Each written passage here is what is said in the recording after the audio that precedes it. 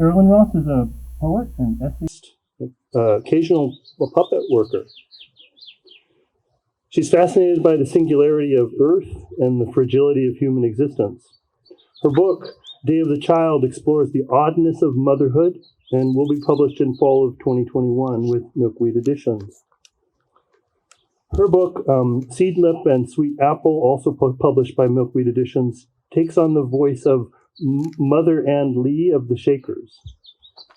Her written work can be found in many publications, including Conjunctions, Bennington Review, and the Antioch Review, and many others.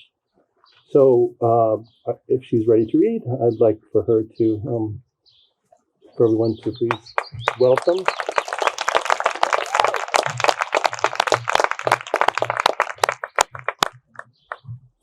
Hello.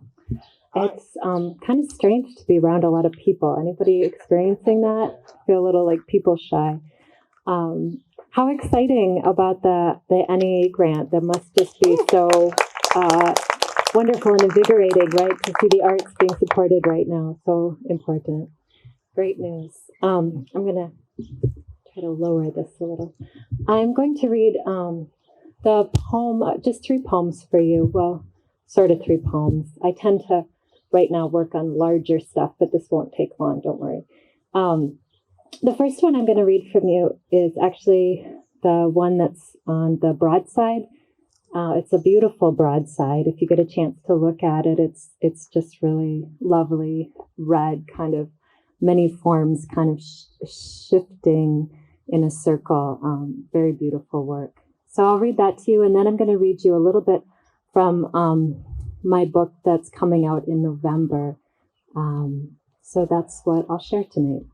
Okay, and then we'll open it up for all the other poets in the crowd.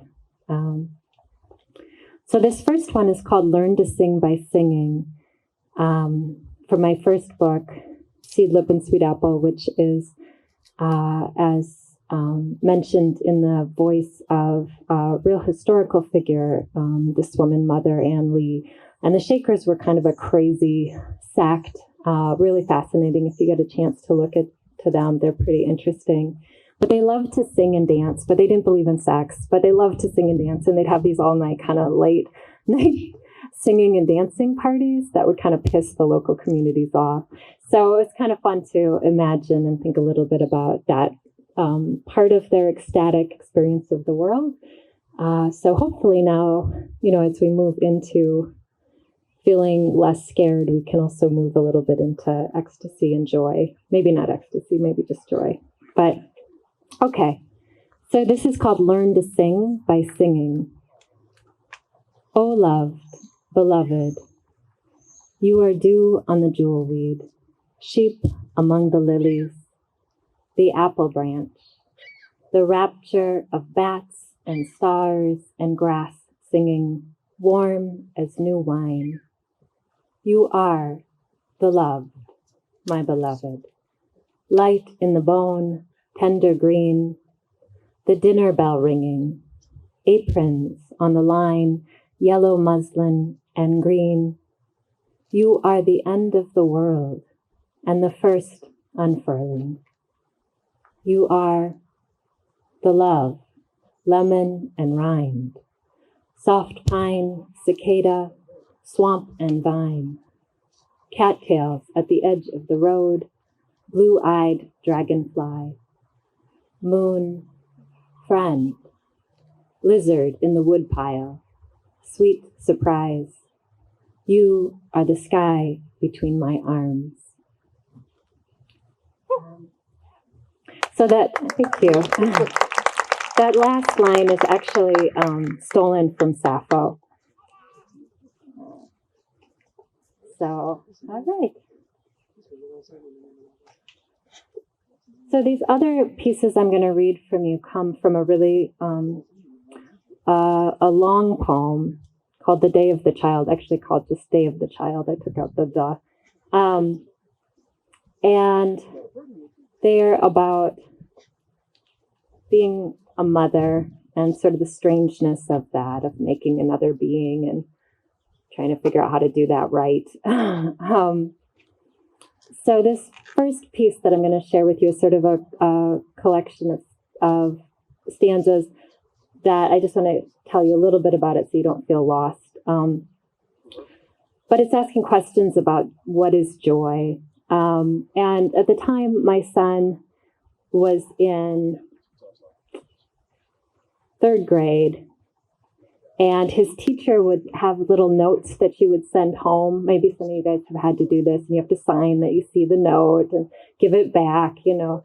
And it was sort of odd, the little notes that she would choose to give us about our son. So I put some of those in there, and I think they're pretty funny. So there's that. And also, then embedded in this one also is a poem that my son wrote at that age, toward the end. Okay.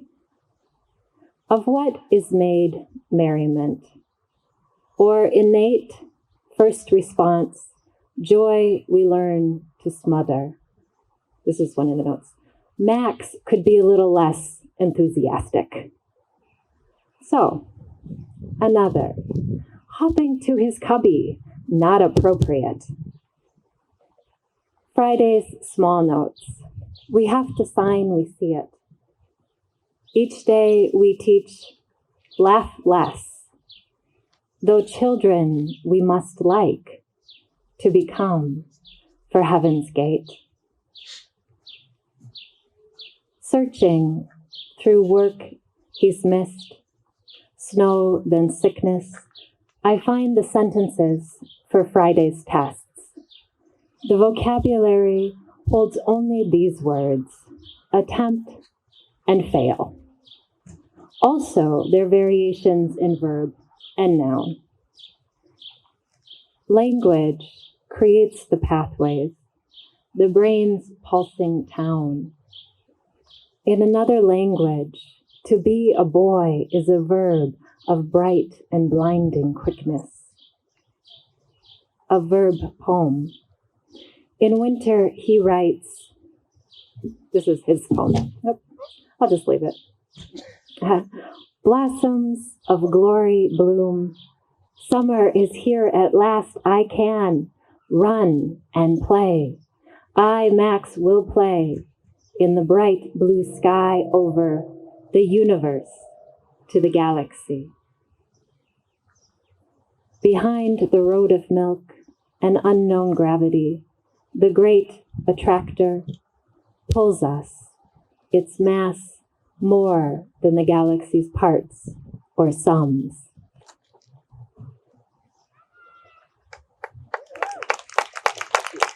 And that last little piece is actually in physics. That's true. They call it the Great Attractor, and they don't know what it is. Isn't that fascinating? I love that. Okay, then I'm just going to read a little bit more, but I got to pull it from my phone. And you can find more of this. It's on Conjunctions online. But this is just the last couple stanzas from that piece.